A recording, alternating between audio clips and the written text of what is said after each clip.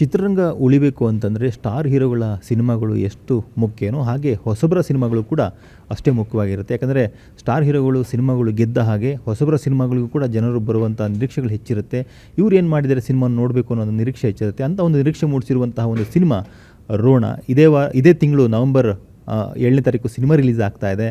ಈ ಸಿನಿಮಾ ಬಗ್ಗೆ ಮಾತಾಡೋಕ್ಕೆ ನಮ್ಮ ಜೊತೆಗೆ ಸಿನಿಮಾದ ನಿರ್ದೇಶಕರಂತಹ ಸತೀಶ್ ಕುಮಾರ್ ಅವರಿದ್ದಾರೆ. ಮಾತಾಡ್ತಾ ಹೋಗ್ತೀನಿ. ಸರ್, ಮೊದಲಿಗೆ ಕಂಗ್ರ್ಯಾಚುಲೇಷನ್. ನಿಮ್ಮ ಮೊದಲ ಹೆಜ್ಜೆ ಒಂದು ಒಳ್ಳೆ ಕನಸಿಟ್ಕೊಂಡು ಚಿತ್ರರಂಗಕ್ಕೆ ಬಂದಿದ್ದೀರಿ. ಈ ರೋಣ ಸಿನಿಮಾದ ಸುತ್ತ ಕತೆ ಹೇಳಿರುವಂಥದ್ದು, ಈ ರೋಣ ಸಿನಿಮಾದ ವಿಶೇಷತೆಗಳ ಬಗ್ಗೆ ಮಾತಾಡ್ತಾ ಹೋಗಿ. ಮೊದಲಿಗೆ ಥ್ಯಾಂಕ್ ಯು ಸರ್.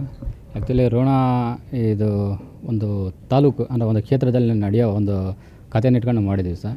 ಇಲ್ಲಿ ಬರೀ ಒಂದು ಲವ್ ಸ್ಟೋರಿ ಆಗಲಿ ಇಲ್ಲ ಒಂದು ಆ್ಯಕ್ಷನ್ ಇದಾಗಲಿ ಆ ಥರ ಇಲ್ಲ. ಇಲ್ಲಿ ಪೊಲಿಟಿಕಲ್ ಡ್ರಾಮಾ ಇದೆ, ಒಂದು ಊರಲ್ಲಿ ನಡೆಯೋ ಒಂದು ಕತೆ ಇದೆ, ಆಮೇಲೆ ತಂದೆ ಮಗನ ಬಾಂಡಿಂಗ್ ಇದೆ, ಆಮೇಲೆ ತಂದೆ ಮಗಳ ಬಾಂಡಿಂಗ್ ಇದೆ, ಆಮೇಲೆ ಫ್ರೆಂಡ್ಶಿಪ್ ಇದೆ. ಈ ಸಿನಿಮಾ ನೋಡ್ತಾ ಇರುವಾಗ ಪ್ರತಿಯೊಂದು ಕ್ಯಾರೆಕ್ಟ್ರು ನಿಮ್ಗೆ ಕನೆಕ್ಟ್ ಆಗುತ್ತೆ sir. For example friends character ಇರುತ್ತೆ, ಅದು ನೋಡಿದ್ರೆ ನಮ್ಮ ಫ್ರೆಂಡ್ಸ್ ಗ್ಯಾಂಗ್ ಇದ್ದಂಗಿದೆ. ಹೀರೋ ಕ್ಯಾರೆಕ್ಟರ್ ನೋಡ್ತಾ ಇರುವಾಗ ಕ್ಯಾರೆಕ್ಟರ್ ನಂತರ ಇದೆ. ಸೊ ಪ್ರತಿಯೊಂದು ಕ್ಯಾರೆಕ್ಟ್ರು ನಾವು ಅಕ್ಕಪಕ್ಕ ನೋಡಿರೋ ಕ್ಯಾರೆಕ್ಟರ್ ಥರ ಫೀಲ್ ಆಗುತ್ತೆ ಸರ್. ಸರ್, ರೋಣ ಅಂತ ಬಂದಾಗ ಊರಿನ ಹಿನ್ನೆಲೆಯಲ್ಲಿ ಇಟ್ಕೊಂಡು ಹಲವಾರು ಸಿನಿಮಾಗಳಲ್ಲಿ ಆ ಊರಿನ ಹೆಸರನ್ನು ಬಳಸಿದ್ರೆ ನಾವು ನೋಡಿದ್ದೀವಿ. ದೊಡ್ಡ ದೊಡ್ಡ ಹೀರೋಗಳ ಸಿನಿಮಾಗಳಲ್ಲೂ ಕೂಡ ರೋಣ ಅನ್ನುವಂಥ ಒಂದು ಊರಿನ ಹೆಸರನ್ನು ಬಳಸಿ ಆ ರೋಣ ಊರಿನ ಹೆಸರಿನ ಸುತ್ತನೇ ಕಥೆಯನ್ನು ಮಾಡಿದಂಥ ಸಿನಿಮಾಗಳಿದ್ದಾವೆ. ಹಾಗೆ ನಿಮ್ಮ ಸಿನಿಮಾ ಎಷ್ಟು ಸ್ಪೆಷಲ್ ಸರ್? ಸರ್, ಆ್ಯಕ್ಚುಲಿ ಇದು ರೋಣ ಅಂದರೆ ಗದಗ ಡಿಸ್ಟಿಕಲ್ಲಿ ರೋಣ ಅಂತ ಒಂದು ಊರಿದೆ ಸರ್. ಆ ರೋಣಕ್ಕೂ ಈ ರೋಣಕ್ಕೂ ಸಂಬಂಧ ಇಲ್ಲ ಸರ್. ಬಟ್ ನಮಗೆ ಕತೆ ಮಾಡಿದಾಗ ಒಂದು ಪವರ್ಫುಲ್ ಊರ ಹೆಸರು ಬೇಕಿತ್ತು ಸರ್. ಊರ ಹೆಸರು ಹುಡುಕ್ತಾ ಇರುವಾಗ ರೋಣ ಅಂತ ನಮಗೆ ಕ್ಯಾಚ್ ಅನ್ನಿಸ್ತದೆ. ಅಂದರೆ ಆ ಊರ ಹೆಸರಲ್ಲಿ ರೋಣ ಇದರಲ್ಲಿ ಪವರ್ ಆಗಿದೆ ಸರ್. ಸೊ ಅದಕ್ಕೋಸ್ಕರ ಈ ಥರ ತೊಗೊಂಡಿದ್ದೆ ಸರ್. ಅಂದರೆ ಈ ರೋಣ ಅಂತ ಒಂದು ಟೈಟಲ್ ಇಟ್ಟಿದ್ದಾರಲ್ಲ, ಈ ಸಿನಿಮಾ ಕತೆಗೂ ಮತ್ತು ರೋಣ ಹೆಸರಿಗೂ ಒಂದು ಊರಲ್ಲಿ ನಡೆಯುವಂಥ ಕತೆಗೂ ಒಂದು ಲಿಂಕ್ ಇರುತ್ತಾ ಹೇಗೆ? ಇಲ್ಲ, ಅದೇ ಸರ್, ನಾನು ಅದನ್ನೇ ಹೇಳಿದೆ. ಆ ಊರಿಗೆ ಈ ಕತೆಗೂ ಯಾವುದೇ ಸಂಬಂಧ ಇಲ್ಲ ಸರ್. ಒಂದು ಫ್ರಿಕ್ಷನಲ್ ಸ್ಟೋರಿ ಸರ್. ಆ ಫ್ರಿಕ್ಷನಲ್ ಸ್ಟೋರಿಗೆ ಒಂದು ಪವರ್ಫುಲ್ ಊರ ಹೆಸರು ಬೇಕಿತ್ತು. ಅದಕ್ಕೋಸ್ಕರ ಆ ಊರಲ್ಲಿ ಆ ಪವರ್ಫುಲ್ ಕಾಣ್ತದೆ ಸರ್. ಅದಕ್ಕೋಸ್ಕರ ಈ ಸಿನಿಮಾಕ್ಕೆ ಇಟ್ಟಿವಿ. ಸರ್, ಈ ಹೊಸ ಕಲಾವಿದರುಗಳಿಗೆ ಅಥವಾ ಹೊಸ ನಿರ್ದೇಶಕರಿಗೆ ಒಂದು ಚಾಲೆಂಜ್ ಇರುತ್ತೆ. ಸಕ್ಸಸ್ ಮಾಡಬೇಕು, ಸಿನಿಮಾವನ್ನು ಗೆಲ್ಲಬೇಕು ಅನ್ನೋಂಥದ್ದು. ಹಾಗೆ ಕಂಟೆಂಟ್ ಚೆನ್ನಾಗಿದ್ದರೆ ಸಿನಿಮಾಗಳು ಗೆಲ್ಲುತ್ತೆ ಅನ್ನೋ ನಿರೀಕ್ಷೆಗಳಿರುತ್ತೆ. ಬಟ್ ರೋಣ ವಿಚಾರಕ್ಕೆ ಸಂಬಂಧಪಟ್ಟ ಹಾಗೆ ಸಿನಿಮಾದ ಕ್ಲಿಪ್ಪಿಂಗ್ಸ್ಗಳನ್ನ ನೋಡಿದಾಗ ಒಂದು ಇಂಟ್ರೆಸ್ಟಿಂಗ್ ಆಗಿರೋ ಸಬ್ಜೆಕ್ಟ್ ಅಂತ ತಂದಿದ್ದಾರೆ ಅಂತ ಅನಿಸುತ್ತೆ. ಒಂದು ಫ್ಯಾಮಿಲಿ ಆಡಿಯನ್ಸ್ನ ಇಟ್ಕೊಂಡು ಅಥವಾ ಎಲ್ಲರೂ ನೋಡುವಂಥ ಸಿನಿಮಾವನ್ನು ನೀವು ತಂದಿದ್ದೀರಿ ಅಂತ ಅನಿಸುತ್ತೆ. ಸೊ ಹಾಗಾಗಿ ಈ ಸಿನಿಮಾದ ಕತೆ ಹೇಗೆ ಸಾಗ್ತಾ ಹೋಗುತ್ತೆ ಸರ್? ಇದು ಆ್ಯಕ್ಚುಲಿ OTT ಜಮಾನ. ನಾವು ಏನೇ ಮಾಡಿರೋ ಜನ ರಿಜೆಕ್ಟ್ ಮಾಡ್ತಾರೆ. ಇದು ಅಲ್ಲಿ ಬಂದಿದೆ, ಇದು ಇಲ್ಲಿ ಬಂದಿದೆ ಅಂತ. ಸೊ ಇನ್ನೊಂದು ಜನ ಒಳ್ಳೆಯ ಪಿಕ್ಚರ್ ಯಾವತ್ತೂ ಕೈ ಬಿಡಲ್ಲ ಸರ್.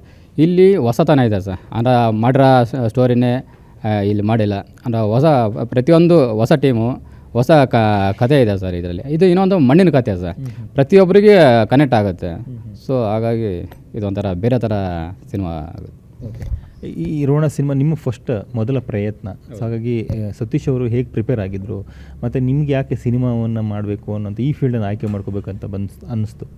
ಸರ್, ಆ್ಯಕ್ಚುಲಿ ನಾನು ಚಿಕ್ಕ ವಯಸ್ಸಿಂದನೂ ಕತೆ ಬರೆಯೋದು ಅವಾಗಲಿದ್ದಾನು ಇದೆ ಸರ್. ನಾವೇನೋ ಫಾರ್ ಎಕ್ಸಾಂಪಲ್ ಬೇರೆಯವ್ರಿಗೆ ಏನೋ ಹೇಳಿದ್ರೆ ಯಾರು ಕೇಳಲ್ಲ. ಆ ರೈಟಿಂಗಲ್ಲಿ ಇದನ್ನು ಸಿನಿಮಾದಲ್ಲಿ ತೋರಿಸಿದ್ರೆ ಕೆಲವರು ನೋಡ್ತಾರೆ, ಈ ಥರ ಅನ್ನೋ ಕೆಲವೊಂದು ವಿಚಾರಗಳಿದೆ. ಅದನ್ನು ಜನಗಳಿಗೆ ಹೇಳ್ಬೇಕಂತ ಒಂದಿದ್ದು ಅವಾಗಲಿದ್ದ ಟ್ರೈ ಮಾಡ್ತಾಯಿದ್ವಿ. ಸೊ ಇವಾಗ ಇದಾಗಿದೆ ಸರ್.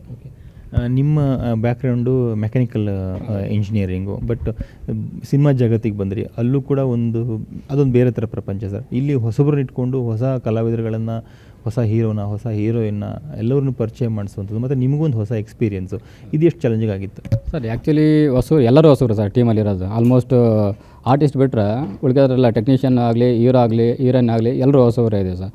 ಸೊ ಆ್ಯಕ್ಚುಲಿ ಚಾಲೆಂಜ್ ಭಾಳನೇ ಇತ್ತು. ಯಾಕಂದ್ರೆ ಅಳುಬ್ರು ಹಾಕ್ಕೊಂಡು ಇದು ಮಾಡೋದೇ ಸಿನಿಮಾ. ಎಷ್ಟೋ ಸಿನಿಮಾಗಳು ಏನೇ ಮಾಡಿದರೂ ಸೋಲುತ್ತೆ ಅಂತ ಇದರಲ್ಲಿ ನಮ್ಮನ್ನ ಯಾರು ನೋಡ್ತಾರೆ? ಸೊ ಹೀರೋ ಆಗಲಿ, ಹೀರೋಯಿನ್ ಆಗಲಿ ಹೊಸಬ್ರು ಅವ್ರು ನೋಡಿ ಜನ ಯಾವ ಥರ ಬರ್ತಾರೆ. ಅದು ಬರ್ಬೇಕಂತಂದ್ರೆ ಕಂಟೆಂಟಲ್ಲಿ ದಮ್ ಇರಬೇಕು. ಸೊ ಆ ಥರ ಕಂಟೆಂಟ್ ನಮ್ಮ ಇದರಲ್ಲಿ ಇದೆ ಅಂತ ನಾನು ನಂಬಿದ್ದೀನಿ. ನೀವು ಹೇಳ್ತೀವಿ ಕಂಟೆಂಟಲ್ಲಿ ದಮ್ ಇದೆ ಸರ್. ಸಿನಿಮಾದ ಕತೆ ಫ್ರೆಶ್ ಫೀಲ್ ಕೊಡುತ್ತೆ, ಹೊಸ ಕತೆ ಇದೆ ಅಂತ ಹೇಳಿ. ಸಿನಿಮಾದ ಮ್ಯೂಸಿಕ್ ಬಗ್ಗೆ ಹೇಳ್ತೀವಿ ಸರ್. ಹೇಗೆ ಬಂದಿದೆ ಸಿನಿಮಾ ಮ್ಯೂಸಿಕ್? ಯಾರ್ಯಾರೆಲ್ಲ ಇದರಲ್ಲಿ ಸಿಂಗರ್ಸ್ಗಳು ಹಾಡಿದ್ದಾರೆ, ಏನು ಕತೆ ಅಂತ? ಸರ್, ಮ್ಯೂಸಿಕ್ ಗಗನ್ ಬತ್ತೇರಿ ಅಂತೇಳಿ ಲಾಸ್ಟ್ ಇಬ್ಬನಿತ ಬೈದ ಎಳಿಯಲ್ಲಿ ಮಾಡಿದರು. ಸೊ ಅವ್ರ ಬಗ್ಗೆ ಆಲ್ರೆಡಿ ಗೊತ್ತಿದೆ. So extraordinary technicians. ಇದರಲ್ಲಿ 4 ಸಾಂಗ್ ಇದೆ ಸರ್. ಒಂದು ಕೈಲಾಸ್ ಕೇರ್ ಸರ್ ಹಾಡಿದ್ದಾರೆ, ಇನ್ನೊಂದು ಕುನಾಲ್ ಗಾಂಜಾವಾಲ ಸರ್ ಆಡಿದ್ದಾರೆ, ಇನ್ನೊಂದು ಆಂಟೋನಿ ದಾಸ್ ಆಡಿದ್ದಾರೆ, ಇನ್ನೊಂದು ಸಿದ್ಧಾರ್ಥ ಬೆಲ್ಮಣ್ಣು ಅಂತ ಹೇಳಿದೆ. ಸೊ 4 ಜನ ಡಿಫ್ರೆಂಟ್ ಜನರು ಅವರವರು ಇದರಲ್ಲಿ ಆಡಿದ್ದಾರೆ ಸರ್. ಬೇರೆ ಥರ ಚೆನ್ನಾಗಿ ಬಂದಿದೆ ಸರ್. ಆಮೇಲೆ lyrics V Nagendra Prasad sir 2 song ಬರೆದಿದ್ದಾರೆ ಸರ್. ಇನ್ನೊಂದು ಕಿನಾಲ್ ರಾಜ್ ಸರ್ ಒಂದು ಸಾಂಗ್ ಬರೆದಿದ್ದಾರೆ. ಆಮೇಲೆ ಚೇತನ್ ಸರ್ ಒಂದು ಸಾಂಗ್ ಬರೆದಿದ್ದಾರೆ ಸರ್. ಎಲ್ಲ ಅದ್ಭುತವಾಗಿ ಬಂದಿದ್ದಾವೆ ಸರ್. ಓಕೆ, ಒಂದು ಸಿನಿಮಾಗೆ ಇನ್ವಿಟೇಷನ್ಸ್ ಅಂತಂದರೆ ಸಿನಿಮಾದ ಟ್ರೈಲರ್, ಟೀಸರ್ ಅಥವಾ ಹಾಡುಗಳಾಗಿರುತ್ತೆ. ನಿಮ್ಮ ಸಿನಿಮಾಗೆ ಸಂಬಂಧಪಟ್ಟಂಗೆ ನೀವು ಹೆಸರುಗಳನ್ನ ಹೇಳಿದಾಗ ಈ ಸಂಗೀತದ ವಿಚಾರಕ್ಕೆ ಸಂಬಂಧಪಟ್ಟಂಗೆ ದೊಡ್ಡ ಸಿಂಗರ್ಸ್ಗಳು ಈ ಸಿನಿಮಾಗೋಸ್ಕರ ಹಾಡಿದ್ದಾರೆ, ಮತ್ತು ದೊಡ್ಡ ಏನು ಲಿರಿಕ್ಸಿಸ್ಟ್ಗಳು ಈ ಒಂದು ಹಾಡುಗಳನ್ನ ಬರೆದಿದ್ದಾರೆ. ಹಾಗಾಗಿ ಈ ಹಾಡುಗಳು ಎಷ್ಟು ಎಫೆಕ್ಟಿವ್ ಆಗಿ ಬಂದಿದೆ ಅಂತ sir? Actually song plus point sir ಸಿನಿಮಾಕ್ಕೆ. ನಾವು ಎಲ್ಲರೂ ಹೊಸಬ್ರು ಇರೋದ್ರಿಂದ ನಾವು ಟೆಕ್ನಿಷಿಯನ್ನು ಸ್ವಲ್ಪ ಸ್ಟ್ರಾಂಗ್ ಆಗಿರಲಿ ಅಂತೇಳಿ ಎಲ್ಲರನ್ನೂ ಎಕ್ಸ್ಪೀರಿಯನ್ಸ್ ಇರೋರನ್ನ ಹಾಕಿ ಇದು ಮಾಡಿದ್ದೀವಿ ಸರ್.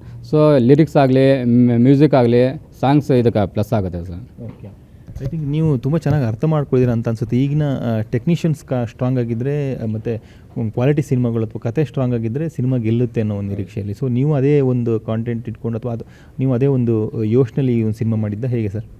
ಸರ್ ಎಲ್ಲದಕ್ಕಿಂತ ಮುಂಚೆಗೆ ಕಂಟೆಂಟ್ ಸರ್. ನಾವು ಕೆಲವೊಂದು ಸಲ ಕಂಟೆಂಟ್ ಎಷ್ಟೇ ಸೂಪರಾಗಿದ್ರೂ ಮೇಕಿಂಗ್ ಇಲ್ಲ, ಮ್ಯೂಸಿಕ್ ಇಲ್ಲ ಅಂತಂದ್ರೆ ಸಿನಿಮಾ ಹೋಯ್ತು ಸರ್.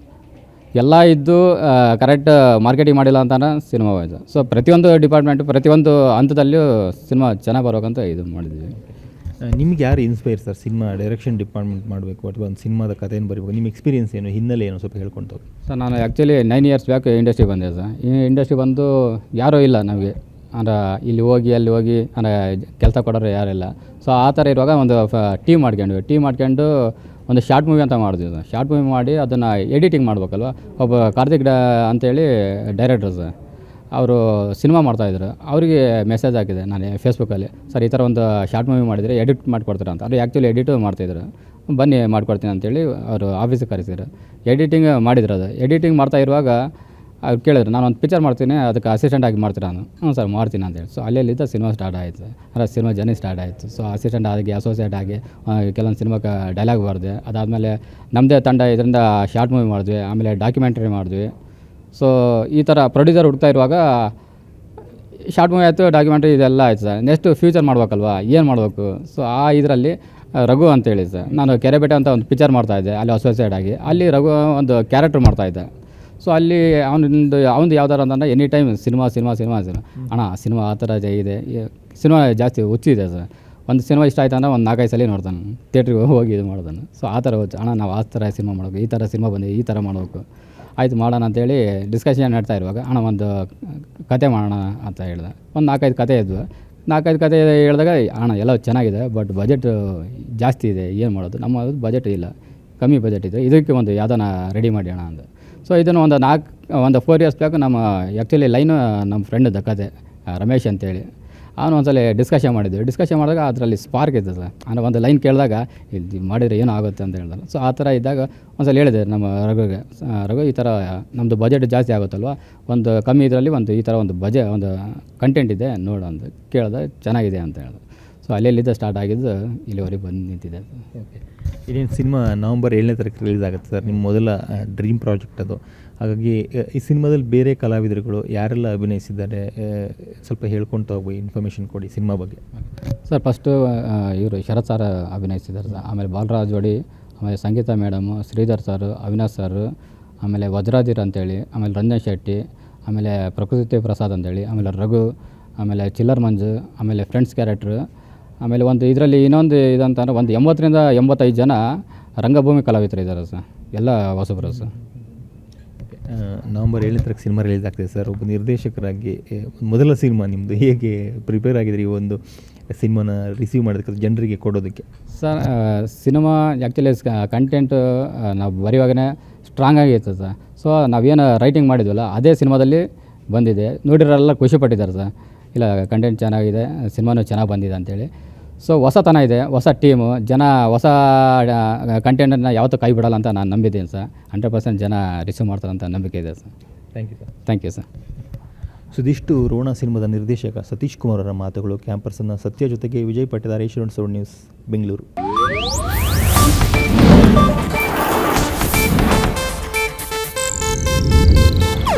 ಇದು ಏಷ್ಯಾನೆಟ್ ನ್ಯೂಸ್ ನೆಟ್ವರ್ಕ್ ಪ್ರಸ್ತುತಿ.